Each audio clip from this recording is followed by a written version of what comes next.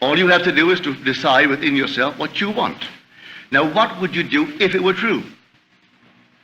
Would you wear a ring on the one finger, which would imply that someone placed it there, one that you admire? Well, then, wear it there. Don't wear a physical ring. Put it on just as though he had placed it there. And sleep feeling that which you are feeling as real. Don't say it's all imagination. Certainly it is, because all imagination is Christ. Therefore, it's all reality. So when you say, well, that's only my imagination, well, you're just saying, well, that's only a thing called Christ. When you treat imagination that way. Is there anything in this world that wasn't first imagined? Name one thing or point out one thing in this world for me that is now considered to be real, that wasn't first only imagined. What is now proved was once only imagined. Therefore, this is a true statement. All things were made by him, and he is your own wonderful human imagination. All objective reality is solely produced through imagining. The clothes you wear, the chairs in which you are seated, this in which we are now placed, everything was once only imagined. Now tonight, find out exactly what you, not what they think you ought to want, what you want. Ask no one's permission. You don't need any man's permission. You don't need your own decision. What do I want? Now, what would it be like if it were true? What would I feel like were it true? Now catch the mood and try to give that mood all the sensory vividness of reality, all the tones of reality, and then sleep in it, just as though it were true. And then await the inevitable. The inevitable is you're going to resurrect it and objectify it on the screen of space. And then the world will call it real. And they may not believe you. Doesn't really matter. If you tell them it came to pass because you simply imagined it.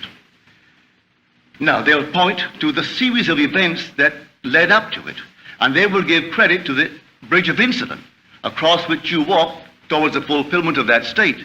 And they'll point out some physical thing that was the cause. No, the cause is invisible, or the cause is God, and God is invisible to mortal eye. Who knows what you're imagining? No one knows. But you can sit down and imagine, and no one can stop you from doing it. But can you give reality to the imagined state? If you do, yes, a bridge of incident will appear in your world. And you'll walk across some series of events leading up to the fulfillment of the imaginal state. But don't give causation to any physical step that you took towards the fulfillment of it. You imagined yourself having a marvelous business. And then comes the day a building is for sale, and you haven't a nickel towards it. And not a total stranger, but a man comes in and asks you quite in a friendly manner, are you going to buy it? And knowing you don't have a penny, you say to him, as you would a friend to a friend, with what? And then he said, well, I have money. It's only in the bank drawing nothing. You say, well, I have no collateral. But he said, I've watched you. You're an honest person. Your family, they're honest. I think they are. Would you like me to buy it for you? I'll get my lawyer to bid for it. If they knew that I'm bidding, that I have money, they'll bid me up. And so I get it at the very lowest price by getting a lawyer who represents more than one client, and they do not know who he represents, and he'll bid for it. Are you willing to take it regardless of the price? And you say, yes, I'll take it. But I have no collateral. All I need is your signature, that you will simply pay 6% on whatever the price is, and then reduce that principal over a period of 10 years. Agreed? Yes. But then sign this, and we'll see if we can buy it. That day, you owned the building. And you didn't have one nickel when you owned the building that day. You only had your signature on a piece of paper. At the end of 10 years, you repaid the man his principal. You reduce it every year, paying him 6% on the remaining principal, and reduce the entire thing at the end of 10 years. That man dies 20 years later and leaves you $150,000 in cash, tax-free, and a couple of homes and many personal belongings. In the meanwhile, you continue in that business, and it multiplies and multiplies. And that year was 1922, 1924. This is now 1968. That building, I'm speaking factually, That building in 1924 is now gone. He paid only $50,000 for it. It was repaid and repaid. A bank 3 years ago bought the property, because the building was rotted, bought the property for $840,000 in cash and no capital gain, from $50,000 to $840,000. In the meanwhile, the business has expanded into all the other islands, so that today you couldn't buy them out for $15 million. All in imagination. And this goes back to the imagination that preceded this man's offer to buy the building. For the young man seeing this building and entertaining a thought that the present owners deceived his father, and through deception got him out of a partnership, a junior partnership. And he was moved not to get even, but to prove that he really had something within him and could be a success in spite of their deception. And so every day he would see on that marquee not their name, but his own family's name. And he would see it in his mind's eye, because you could not take their name and transliterate it and make it spell this man's family's name. But he saw it, and in his mind's eye he saw that name, which if true would imply the family owned it. He did it every day, twice a day, for 2 years. And then came this sudden, out of the nowhere. And the whole thing was made possible, and today they're all over the islands. And they have no partners. They've never taken in one partner, never sold one bit of stock outside of a family ownership. All by imagination. Now, I know what I'm talking about because I'm a member of that family. I'm speaking of my own family. This is not hearsay. I know it. My second brother, Victor, was the one in whose imagination this whole thing began to bloom. And he still works all by imagination. He knows what he wants, and then after having decided in himself, that's what I want, and that's good for the business, he then in his mind's eye, he appropriates it. And then let things happen. As told us in Scripture, the vision has its own appointed hour. It ripens, it will flower. If it be long, then wait, for it is sure, and it will not be late. Read that in the book of Habakkuk. Here is the true translation of that passage in Habakkuk. So when you know what you want, remain faithful to that assumption. And the assumption, though at the moment, is denied by your senses and denied by reason. If you persist in it, it will harden into fact. Are we not told that God calls a thing that is not seen as though it were seen, and then the unseen becomes seen? He calls everything from the unseen into the seen in this simple manner. For he is the resurrecting power. So if I assume that I am, I don't have to have evidence to support it. I assume that I am. I am what? Well, I name it. And having given it a name, given it form, given it definition, remaining in it, I resurrect it. And if it takes 1,000 men to aid the birth of that state, 1,000 men will play their parts. And I don't have to go out and look for them, any more than my brother had to go out and look for this man. He would not have known where to start looking for one the day of the sale.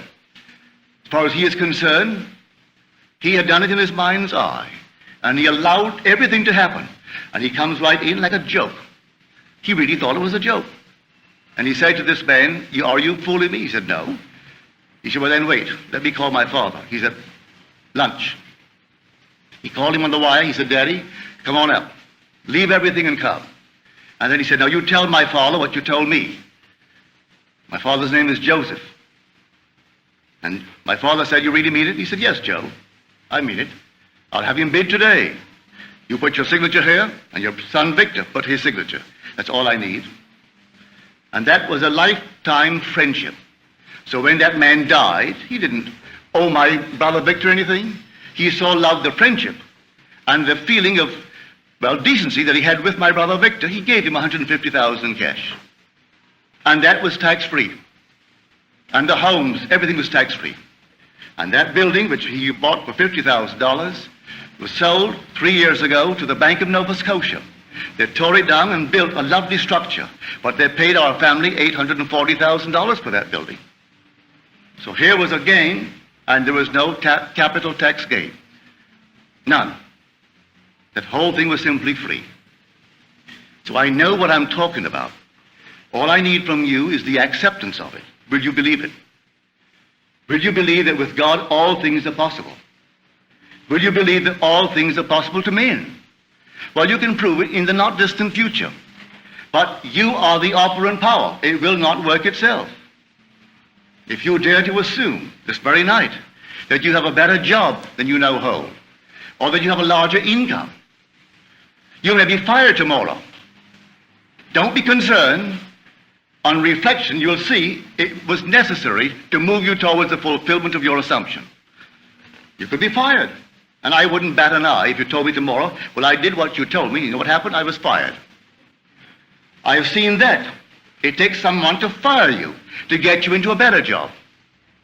I have seen that time and again. I wouldn't go out and quit the job. You may be promoted in the job, or you may be invited by some other concern that is competitive to join them. I do not know how it happens. I only know if you remain faithful to the assumption, it's going to happen. And you're going to be promoted towards the fulfillment of the state that you have dared to assume that is yours.